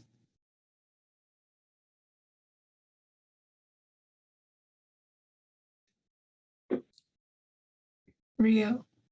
Yeah, I'm trying to think about it's something along the lines, there's a couple of things where it says through grant evaluation, but also maybe through, maybe the roundtable is more proactive in terms of not just evaluating grants that come in, but also trying to kind of generate, do outreach and say, we really want to have grants that, that address these issues. I mean, one of the things we've done again at the Rio Grande Basin is if somebody brings in a ditch project, we go, okay, how can you add to that project to enhance some environmental attributes in that location, through the design of it, through the implementation, can we add to it so that we're meeting multiple criteria? And that's, again, I think a point for the success of the grant. So, are there ways, and it's been a while since I've read the grant applications, maybe there's ways to have these aspects be in the evaluation, or at least get maybe some extra points potentially, for example, if on a point basis or a criteria basis, if this could be an additional criteria for CWCB grants that helps make it a more competitive grant, if it has elements that are justifiably address diversity, inclusivity, and equity in the application. So it's encouraging more in the individual applications and doing more outreach to make sure that there are more folks applying to begin with. Yeah, to make, so we don't just wait for it to show up, but we actually try to encourage it. And then also, if the grant, again, I haven't read the applications in a while, but if in the grant applications themselves that come, that CWCB puts out, have some sort of factor, component of DEI built into the grant application that, asks how can you promote these elements through this project? When it applies, it doesn't always apply. But when it does, let's give them some benefit for having that be part of the application. When I say benefit, I mean, I'm getting a notice. Being a competitive grant, that's the benefit I'm referring to here.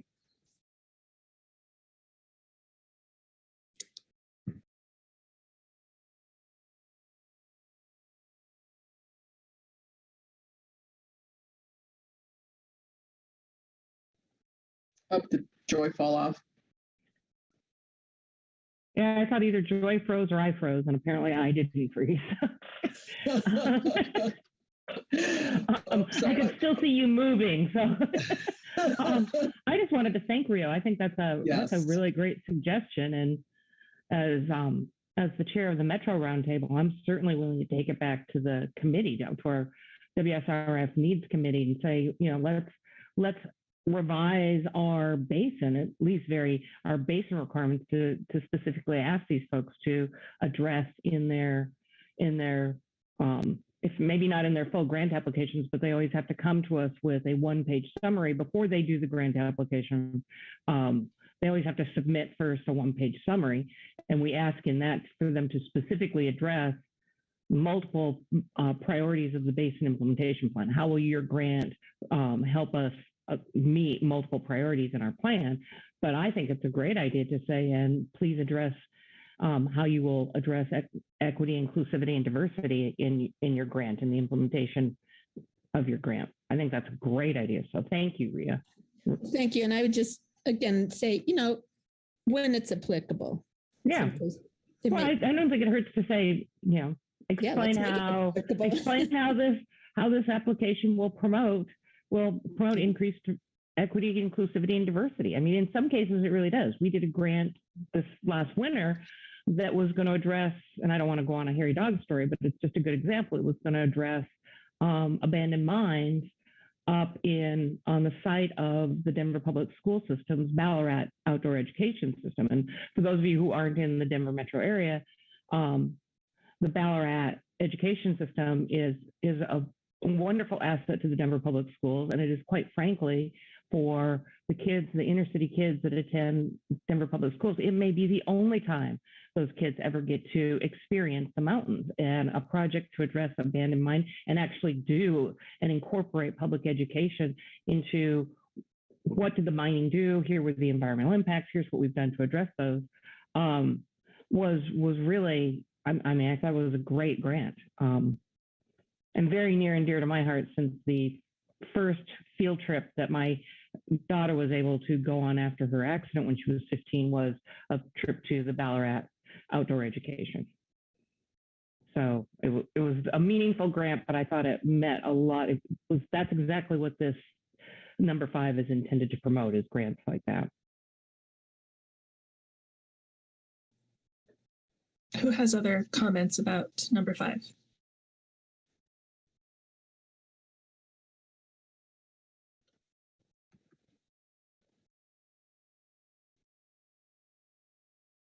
Okay, now that you've had, if you have comments about number 5, we can still answer them. And now that you've had a chance to hear all 5 guiding principles and the expanded language, do you have general comments about the guiding principles document, the draft document?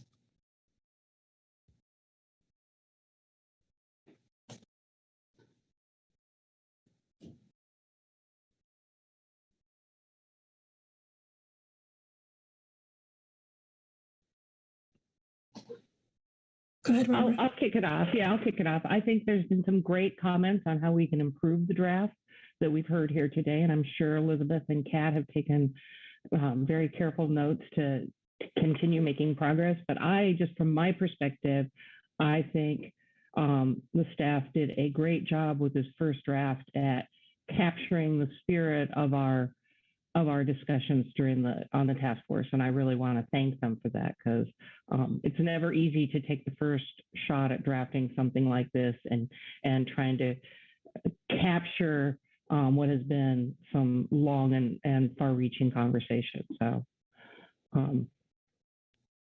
yeah, we're getting some applause in reaction. So thank you for that, Barbara. Alina, did you want to add anything to your applause?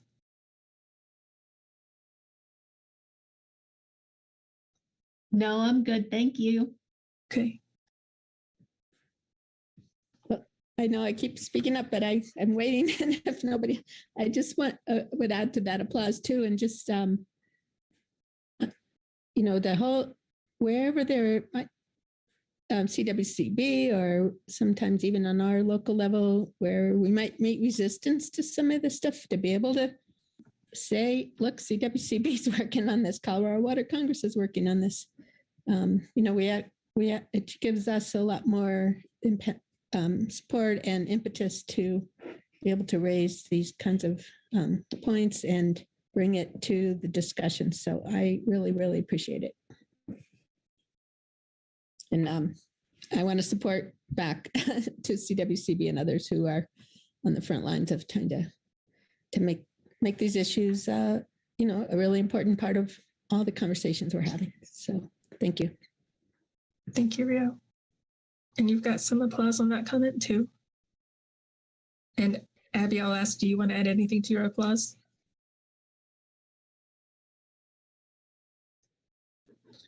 No, I just think, again, kind of echoing my opening comments as well, just thanks to everybody in this team and in this space for forwarding the conversation and shining a greater light and spotlight on the need and going forward together. So I just want to thank everybody for their time and their participation. Thank you all for these comments and this thoughtfulness about this draft. Thank you for the depth of your thoughts and comments and concerns. I really appreciate what we've heard. We are losing a couple of people, and we still have a little bit more to talk about. So for those of you who are stepping off or have had to step off, I thank you for the time that you've been able to participate. We'll talk about next steps here in a little bit, but for the moment, I'm going to turn things over to Gigi to lead us through one more discussion.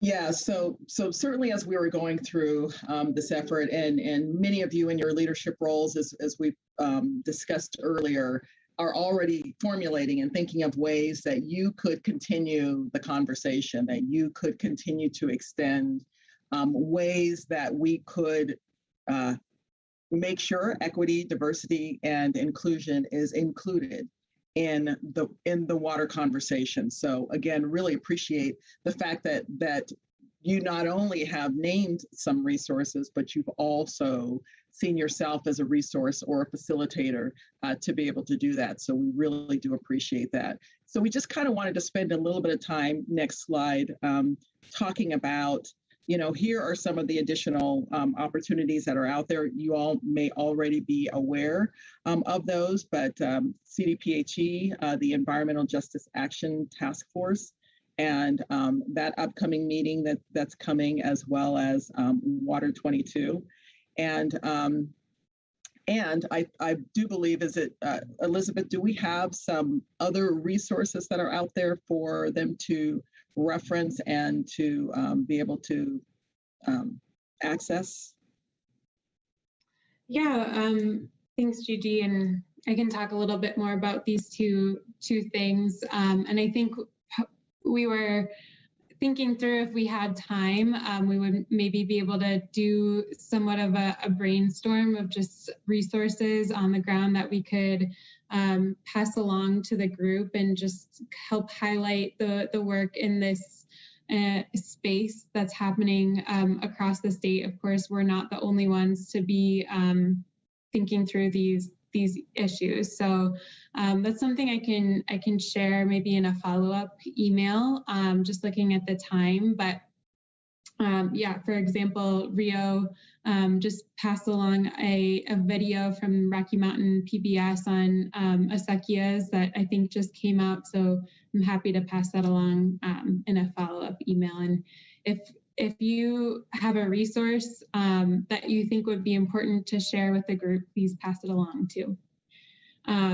So I'm just going to touch on a couple of additional opportunities for everyone to stay engaged.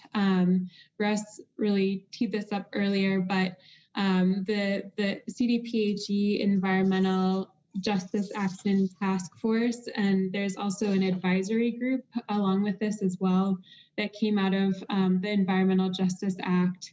And these meetings, there's 4 subcommittee meetings, but this group is underway.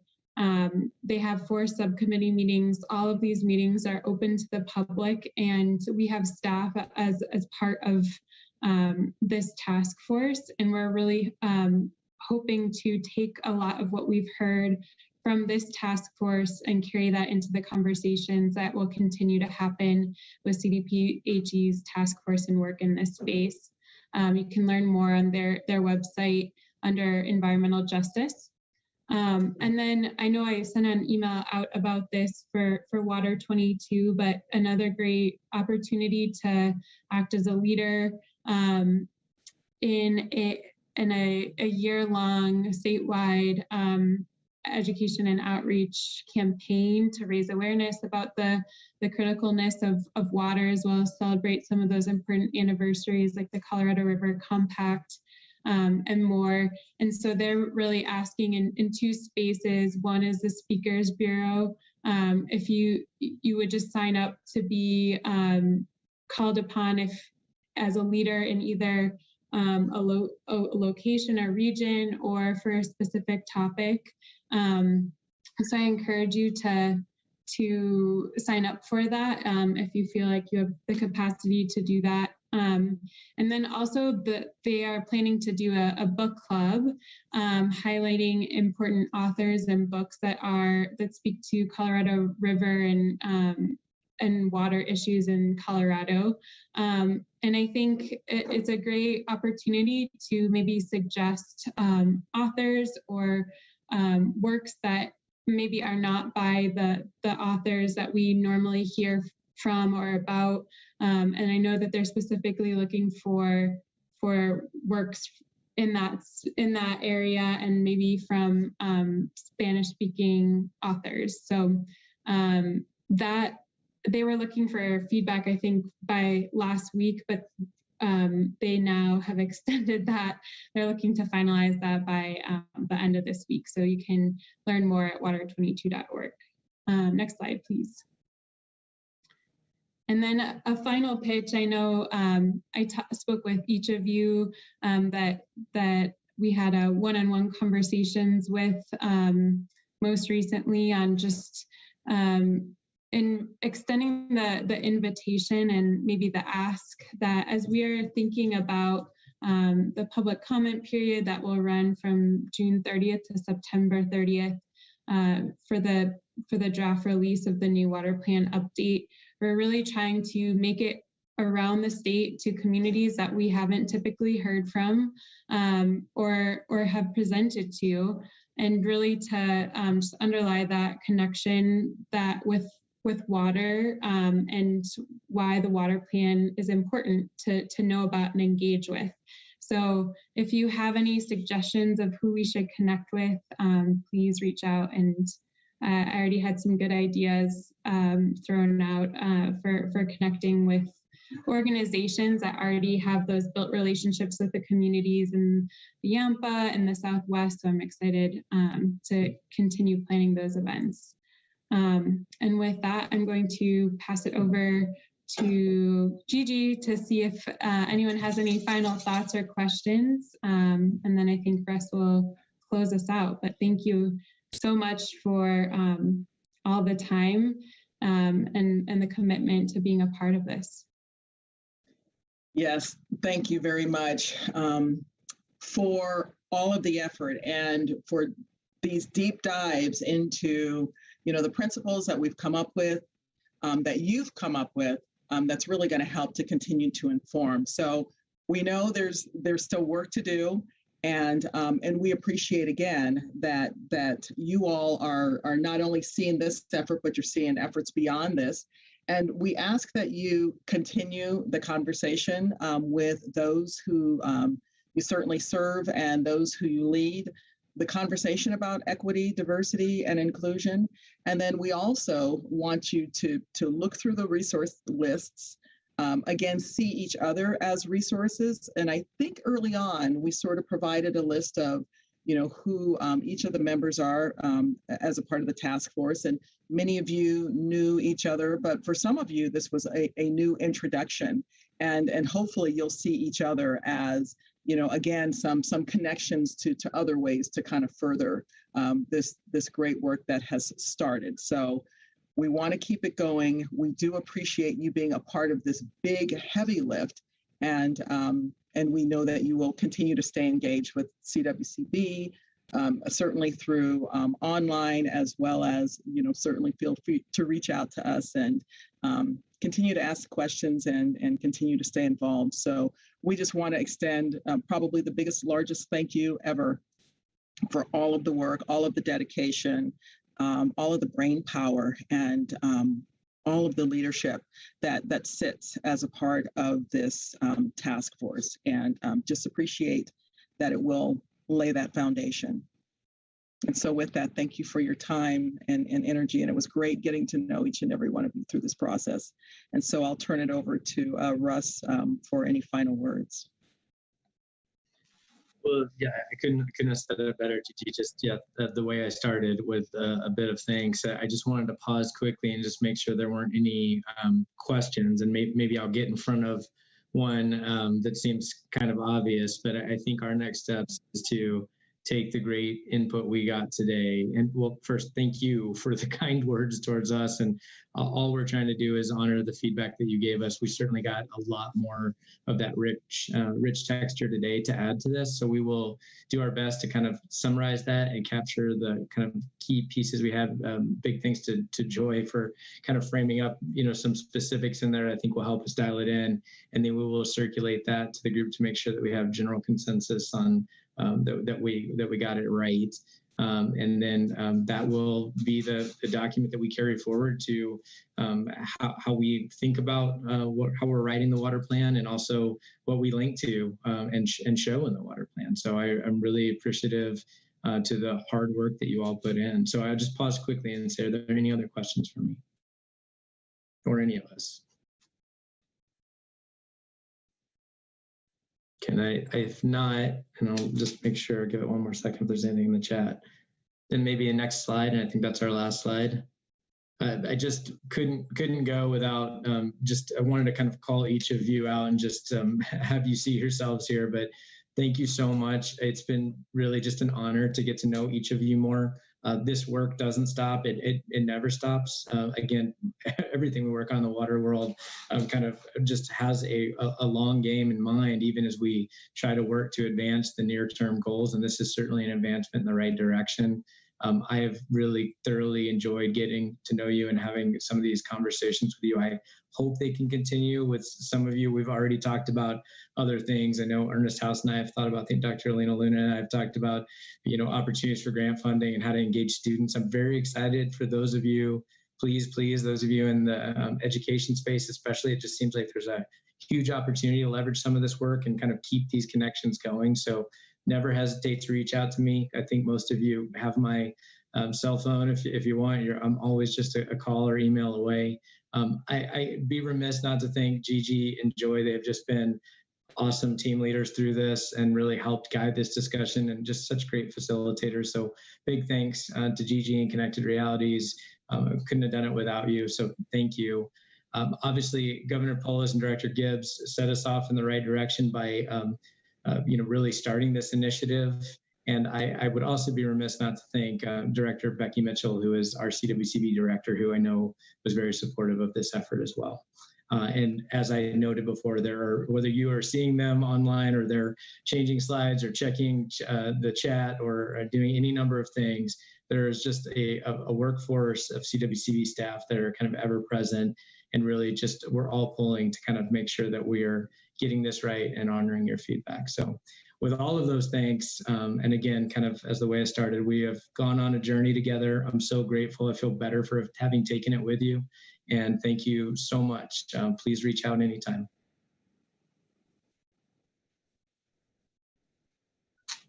Thank you. Thanks all.